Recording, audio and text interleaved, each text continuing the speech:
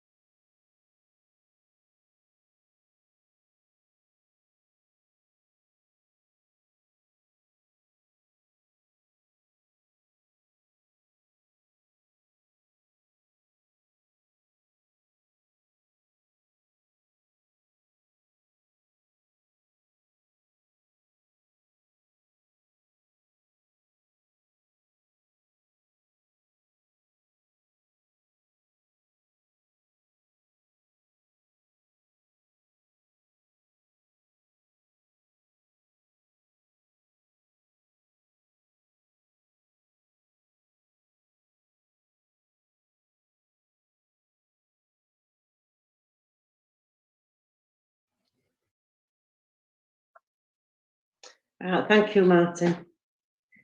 Welcome, councillors, to this live stream meeting of the Customer Service and Transformation Scrutiny Committee at Bolsover District Council. This is a public meeting being streamed live to YouTube and via the council's website. If for any reason the public can no longer hear or see the meeting over the live stream, we will adjourn the meeting until the connection has been re-established. This meeting is also being recorded. Can the facilitator confirm who is in remote attendance at this meeting, please? Yes, thank you, Chair. In remote attendance at this meeting is the Chair. What I'm going to do first is actually ask all councillors, when I read your name, to put on your microphone, and when your name is called, to confirm that you can see and hear the meeting. So at remote attendance at this meeting is the Chair, which is Councillor Rose Bowler. Councillor Rose Bowler, Bolsover South Ward, I can see and hear. Thank you, Chair. Also present at the meeting is Councillor David Dixon. Councillor David Dixon, Baldwin Ward, I can see and hear everybody, thank you. Also present at the meeting is Councillor Alan Bailey. Councillor Alan Bailey, Clown East Ward, and I can see and hear everybody, thank you. Also present at the meeting is Councillor Jane Bryson. Councillor Jane Bryson, South Normanton West Ward, I can see and hear everything, thank you. Also present at the meeting is Councillor Anne Clark. Councillor Anne Clark, Bolsover East Ward, and I can hear and see everybody. Also present at the meeting is Councillor Andrew Josbury. Andrew Josbury, Southampton East, and I can see and hear everybody. Also present at the meeting is Councillor Tricia Clough. Councillor Tricia Clough, Alt Hucknall Ward, I can see and hear everybody, thank you. Thank you. Also present at the meeting is Councillor Mary Dooley. Councillor Mary Dooley, Kingston Ward, I can hear and see you. Thank you. And also present at the meeting is Councillor Ray Heffer. Councillor Ray Heffer, Dibshelf Ward, I can see and hear clearly, thank you. Also chair at the meeting, we have officers present. We have the Scrutiny and Elections Officer, which is Joanne Wilson. We also have the clerk for this meeting, which is Tom Scott. We also have present at the meeting, which is Kath Drury, and she's the Information Engagement and Performance Manager. We also have present at the meeting Leslie Botham, the Customer Service Manager. And last at the meeting present is Matthew Broughton, the Joint Head Service for Transformation and Organisation. I'll hand that back to you now, Chair. Thank you. Thank you. I will ask the facilitator to explain some of the procedures for the meeting. Thank you, Liz. Thank you, Chair. Before we start the meeting, members are reminded of the meeting etiquette that has been circulated to them. All members should have their microphones off during the meeting unless you wish to speak and you have been called on. Members attending remotely, please leave your cameras on during the meeting. Also, for remote members to request to speak, please use the chat function to type speak or raise your hand on camera. The chair will then call on you to speak during the discussion debate. When a vote is to be taken, this will be by show of hands. For those attending remotely, please ensure your hand is visible on camera. If any member is disconnected from the meeting, please try to rejoin as quickly as possible. If you have any technical difficulties, please contact one of the support officers assigned to this meeting in the email to you. If you were about to speak, the meeting will wait a few moments for you to rejoin. Chair, I will hand back to you to start the agenda. Right, thank you. I will now begin the agenda. So we'll move on to agenda item 1, apologies for absence. Could the clerk confirm if we have received any apologies for today, please? I haven't received any apologies, Chair. Right, thank you. Do members have any other apologies to note?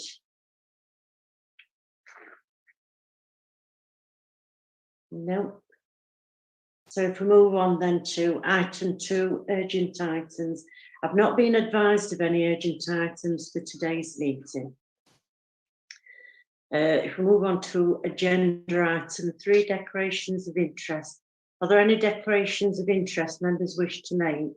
And could I ask the facilitator to confirm any members wishing to speak? There's no members wishing to speak, Chair. Right, thank you. So we move on to agenda item 4 then, which are the minutes. Within the agenda pack, starting on page 5, we have the minutes from 7th of December for approval. I'd like to move these as a true and accurate record of the meeting. Could I have a seconder, please? Councillor Ray for seconding, Rose. Thank you. Do we all agree on that? Could the facilitator confirm who is in favour, please? That's all in favour, Chair. Lovely, thank you.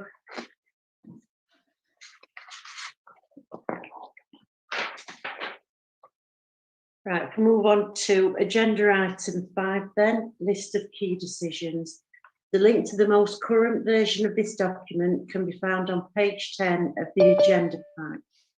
Could I ask the scrutiny officer to brief members on the report, please? Thank you, Chair. So within the current list of key decisions, we have the medium-term financial plan. This actually went to exec on the 20th of January and is now being approved. On the February agenda, we have a number of items. There is an item on housing enforcement and community safety from the head of housing management and enforcement.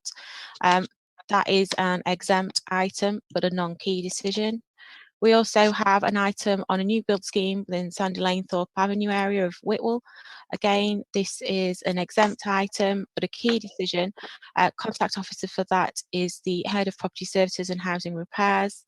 And we also have a further update on the discretionary grant funding. That again is an exempt item and a key decision, and the contact officer for that is the Assistant Director of Development and Planning.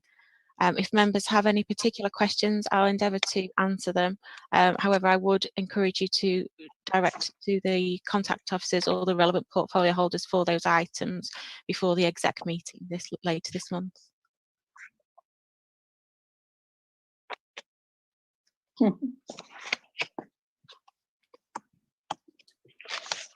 Morning, Rita.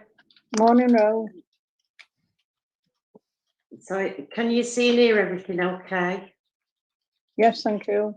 Okay, thank you. So if we carry on then. Do members have any questions or observations? Move the list of key decisions, Chair. Right, thank you. I'll second then. Are you all happy with that? Yeah. That's all in favour, Chair. Right, thank you. Now then, agenda item 6, ambition plan targets performance update, October to December 2020, quarter 3, 2020-21. Within the papers is the quarter 3 performance report for all ambition and service targets linked to the committee. If we could pass over to the information engagement and performance manager. Thank you, Kat. Okay, thank you, Chair. So as members will note from the covering report, all the council plan targets are on track, and with the service indicators, 13 have returned a positive outturn, 3 have been affected by COVID, 4 have returned a negative outturn, and 1 is within target. So I'll just cover over some of the items in the appendix. And just to note as well, there were a couple of questions asked at pre-meet, which I've got some additional information for, which I'll share with members. We'll also note in attendance are both Leslie and Matt from the customer services relevant area, so they can also provide additional information as well.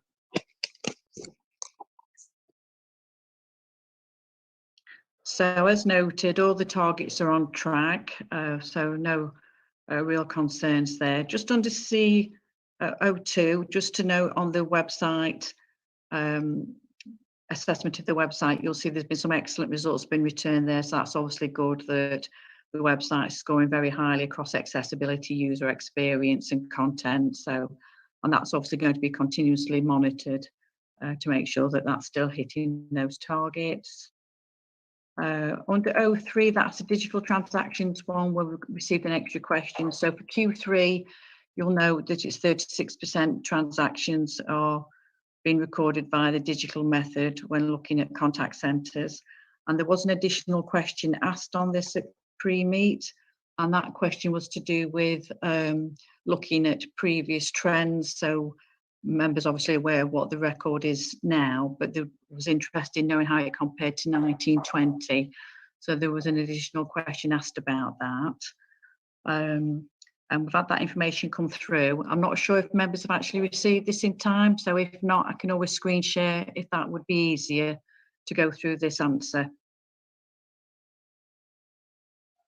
Have members got this information, or do you want me to put it on screen?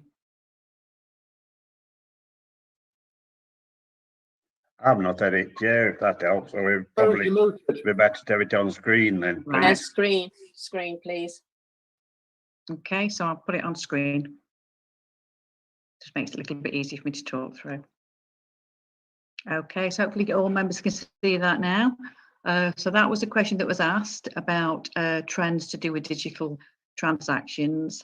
And you can see from the update there that it's just emphasising what's being captured under this target. So it's all the self-service systems, web payments and automated telephone payments are being captured. And then everything else that's not that goes through the contact centres is being classed as non-digital.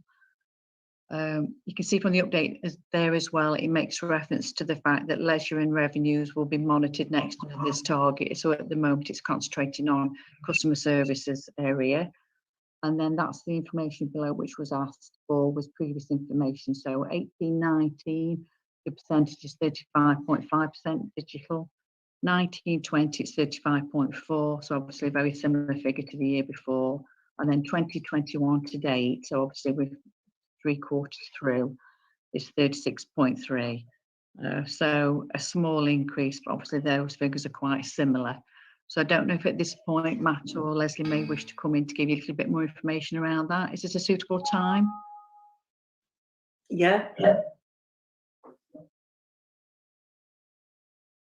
Do the officers want to provide any extra information to that, or do members want to ask any questions around that information that's been supplied?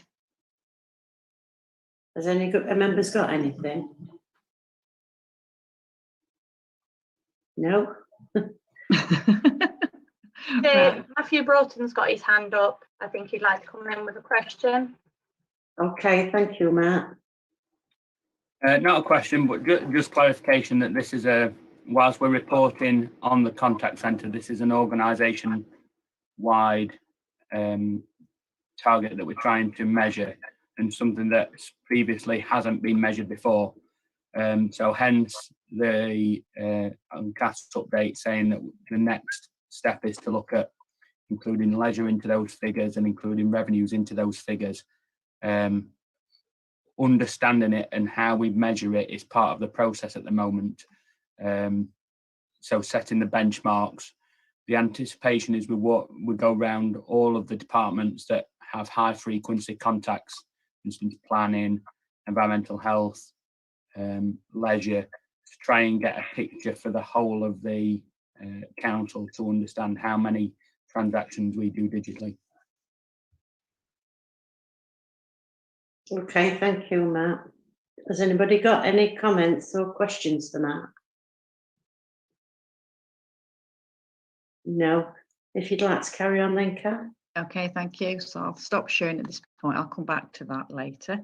Okay, so going through the rest of the report then, as I said, all the rest of the ones are on target. Just to note, under Eco 08, that's a transformation project and the savings, and obviously we'll get an update again at the end of the financial year when we've got out-term figures, so that'll be something we'll pull through at Q1 next year. But you can see that the planned savings are looking okay and on track. And that's essentially everything for the council plan targets. So if I move on to the service indicators then, you can see from the papers that performance is okay. Governance had got 2 below target, and that was around the complaints, but once again, pretty good levels of performance. So 95% of all written complaints were dealt with within 15 days against a target of 97, and 89 stage 3 complaints were dealt with in standard against a target of 100. So still very good levels of performance there. And you can see from your papers that the reasons it's normally due to the complexity of the complaints. So 2 of the formal complaints needed further calculations around leisure membership, so that obviously took some time to sort that through, and 1 was a complex housing transfer matter. And then on the internal complaints, the stage 3, so the higher level complaints, 8 out of 9 were dealt with within standard. So once again, a very good outturn there. I don't think we've got any cause for concern regarding complaints. Members are very familiar with Anne Bedford, the officer that coordinates this area of work and keeps a handle on this area generally. Then customer service call ones, that's okay. And then this is percentage of customer inquiries dealt with at first point of contact. So at the moment, they wasn't able to report on this, and this was one of the further questions asked at the pre-meet. So in the commentary here, in your reports that you've been issued, it was because there's not been a mechanism in place to actually do the measurement due to COVID. And then we was asked at the pre-meet to provide more information. So I'll screen share again so that I can show you that update. The second part.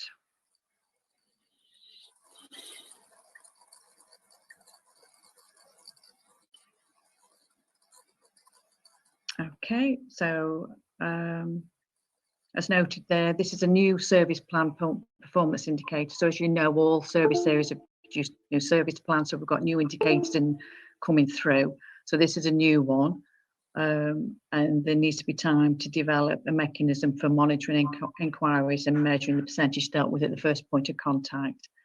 Updates to the customer information system is required from the ICT development team. So it's obviously a new area of work that they need to capture that mechanism.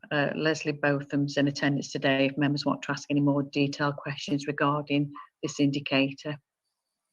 Okay. Has members got any comments or questions? No. No? No questions, Chair, from any members. Okay, thank you, Liz.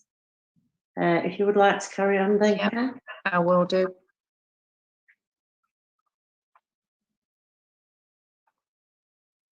Okay, financial services are okay. Just their sundry debtor one is behind target. We might have been a little bit harsh there because we've marked it up as below target, but it's clearly been affected by COVID, which is affecting all collection targets across the council. So obviously the council's taking a soft approach at the moment to recovery of debts due to the difficulties that some people find themselves in as a result of COVID.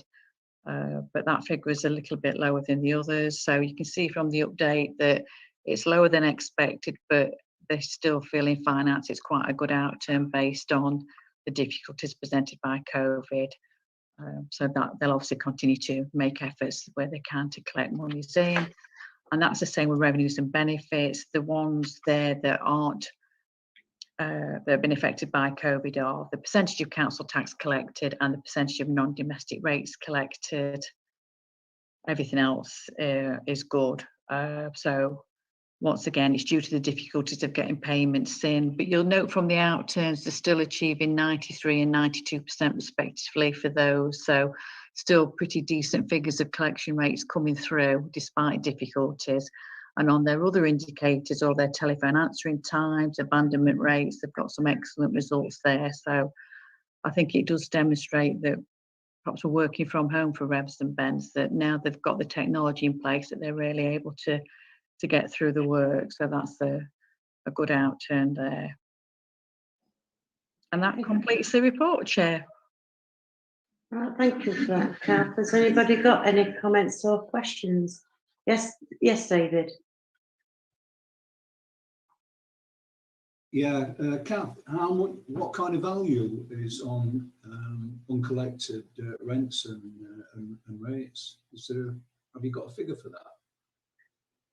I haven't personally got a figure, but I can by all means make some enquiries as to what that, so in effect, what the difference in the percentage would be. So, so if the target was 97 this quarter and they've only achieved 92, would you like to know what that 5% equates to? If you would, yeah. Yes, yeah. And is that for them, if I do that across funds that I've just talked about, council tax, business rates and sundry debts? Yes. I'll get that information for you, Councillor Dixon. Thank you. Thank you, Kath. Is anybody? Yes, Tricia. Good morning, Chair. Just one thing that I want to bring up, Kath. Just before Christmas, a young single parent received a horrendous bill saying that they were owing council tax. Now, it turned out that they didn't. It was the council's mistake. This young person is attending university and is currently she's really full on with the course at the moment, but she'd actually like to try and give some feedback as to what happened to her so that it might not happen again to anybody else. Would that be okay in the future? If I mean, I'm assuming at the time the individual chose not to make a complaint, because obviously that's an opportunity to capture that information. Exactly. So that if they didn't want to formalise that, then there's no reason why, if they just want to give it informally, not go through the complaint system. Yeah. If you was to pass their details through to the relevant section or to come via me, that'd be absolutely fine, and I can pass it on for you. As long as the individual is quite happy to receive contact from the council, that's the only thing I'd want to cover off. So if you just make sure that she wants to be contacted for that purpose, and then I can arrange for a call back and for somebody to go through that experience that she had. Yeah, thank you. Okay. Has anybody else got any comments or questions? No. Move the recommendation, Chair, on page 12, please. I'll second it, but thank you, Kath. I know officers are working through very difficult times at the moment, and we do appreciate how hard you all are working. So yeah. I'll second that, Ray. Are we all in favour of that? That's all in favour, Chair. Thank you. Thank you for presenting, Kath. You can now leave the meeting if you wish. Thank you. Thank you.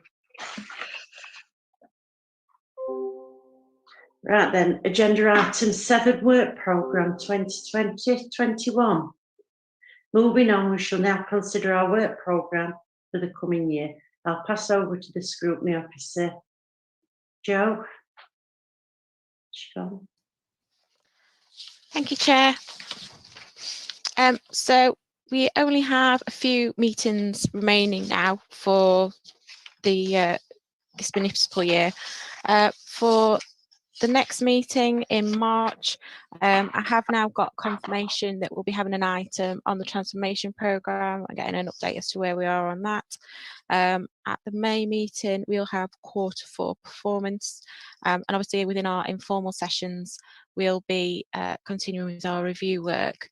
Do members have any particular questions on that or anything else that they'd like to suggest to bring forward for the work programme? Anybody got anything? No. No one's indicating to speak, Chair. Okay, thank you. Okay, Jo. So if there are no particular questions, Chair, that presents what's remaining on the report. If there are no amendments. Move the recommendation, Chair, on page 21. I'll second that. You all in favour? That's all in favour, Chair. That's lovely, thank you. Right, can I thank members and officers for their attendance today? That now concludes the business of the meeting, and I shall close the meeting and ask for the live stream to be ended. To the public with us on YouTube, thank you for watching. And could I please remind members to stay connected so that we can continue with our informal meeting.